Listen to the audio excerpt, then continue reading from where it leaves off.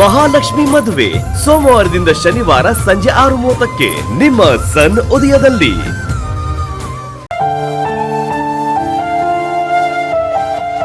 ಜಾನ್ವಿ, ಜಾನ್ವಿ. ಯಾಕೋ? ಏನಪ್ಪ? ವಿಭಾ ಎಲ್ಲಮ್ಮ?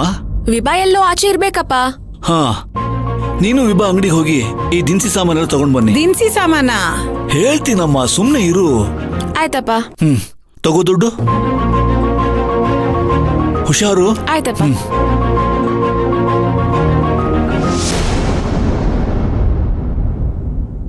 ನಾಗರಾಜು, ಯಾಕೋ ಅವರಿಬ್ಬರನ್ನು ದಿನಸಿ ಸಾಮಾನ್ ತರ ಕಳಿಸ್ತಾ ಇದೀಯಾ? ಅಮ್ಮ, ವಿಭಾಗೂ ಜಾನ್ವಿಗೂ ಗೊತ್ತಾಗದಿರೋ ಹಾಗೆ ಒಂದು ವಿಷಯದ ಬಗ್ಗೆ ನಾವು ಮಾತಾಡ್ಬೇಕಮ್ಮ. ಯಾವ ವಿಷಯದ ಬಗ್ಗೆನೋ?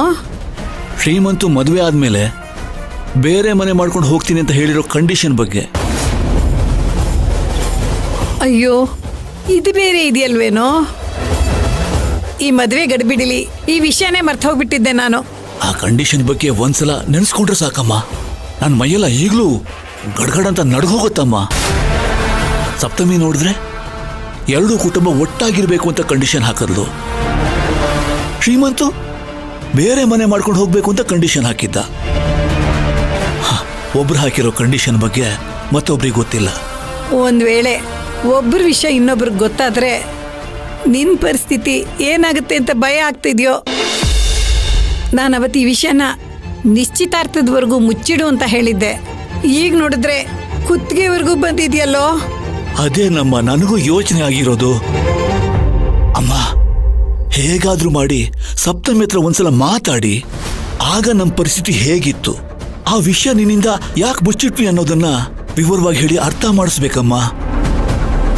ಒಂದು ವೇಳೆ ನಾವು ಮಾತಾಡೋಕ್ಕೂ ಮುಂಚೆ ಶ್ರೀಮಂತು ಬೇರೆ ಮನೆ ಮಾಡ್ಕೊಂಡು ಹೋಗ್ಬೇಕು ಅನ್ನೋ ವಿಚಾರದ ಬಗ್ಗೆ ಮಾತಾಡ್ದಂತ ಇಟ್ಕೊಳ್ಳಿ, ಆಗ ಅಲ್ಲೋಲ ಕಲ್ಲೋಲ ಆಗ್ಬಿಡುತ್ತೆ. ಈಗ ಈ ಮಾತು ಹೇಳಿದ್ರೆ ಹೇಗೋ? ಸಪ್ತಮಿ ಶ್ರೀಮಂತು ಪ್ರಸ್ತುತ ವಿಷಯವಾಗಿ ತವ್ರ ಮನೆಗೆ ಹೋಗಿದ್ದಾರೆ. ಅಲ್ಲಿ ಬೇರೆ ಮನೆ ಮಾಡ್ಕೊಂಡು ಹೋಗೋ ವಿಚಾರದ ಬಗ್ಗೆ ಶ್ರೀಮಂತು ಮಾತಾಡ್ತಾನೆ. ಅಲ್ಲಿಗೆ ಜ್ವಾಲಾಮುಖಿ ಸಿಡಿಯೋದಂತೂ ಗ್ಯಾರಂಟಿ.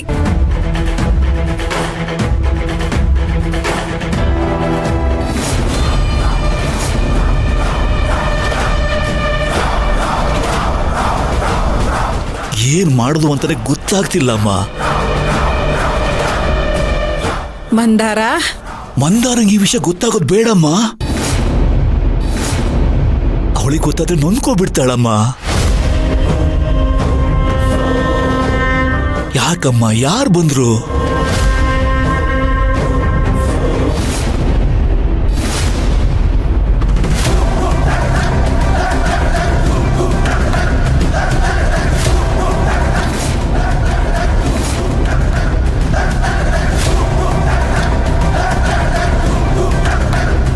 ಮಂದಾರ, ಅದು ಏನತ್ತೆ ಇದು? ಬಾವಾ, ಇಷ್ಟು ದೊಡ್ಡ ವಿಷಯ ನನ್ನಿಂದ ಯಾಕೆ ಮುಚ್ಚಿಟ್ರಿ?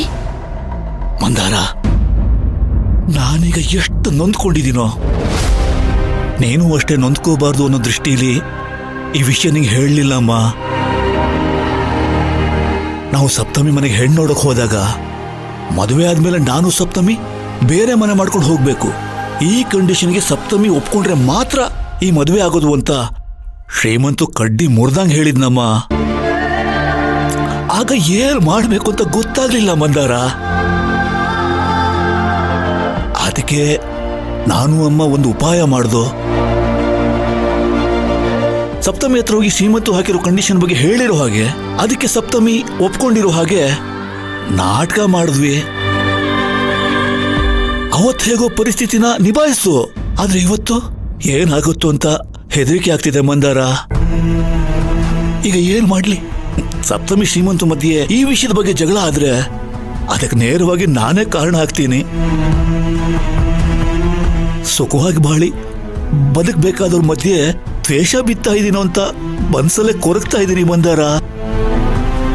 ಇದಕ್ಕೆ ಪರಿಹಾರ ಹುಡುಕ್ತಾ ಇದ್ದೀನಿ, ಆದ್ರೆ ಯಾವುದು ಪ್ರಯೋಜನ ಆಗ್ತಿಲ್ಲ.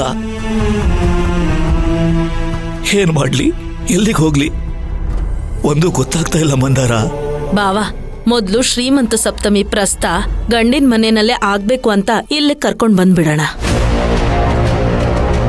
ಆಮೇಲೆ ಸಪ್ತಮಿಗೆ ನಮ್ ಕಷ್ಟ ಏನು ಅಂತ ತಿಳಿ ಹೇಳಿದ್ರೆ ಅವಳು ಅರ್ಥ ಮಾಡ್ಕೋತಾಳೆ. ಈ ವಿಷಯ ಬೀಗ್ರಿಗೂ ತಿಳಿದೇ ಇರೋ ತರ ಆಗುತ್ತೆ.